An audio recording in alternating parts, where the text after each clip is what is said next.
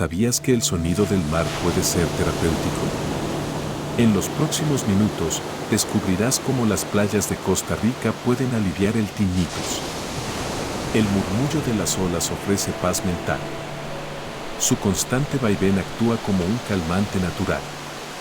En estos entornos, el tinnitus se diluye entre los sonidos del mar. Imagina escuchar solo el relajante ritmo del océano.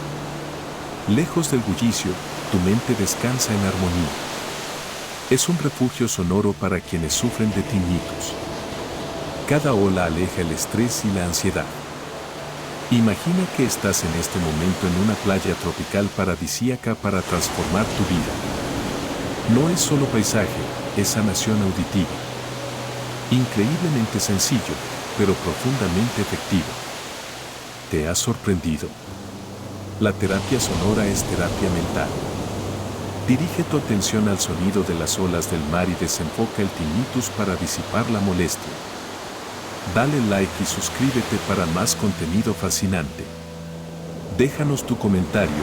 En Centro Audición de Costa Rica estamos aquí para apoyarte. Contamos con especialistas en salud auditiva con experiencia demostrada en el manejo del tinnitus o acúfeno. No permitas que el ruido en los oídos limite tu vida.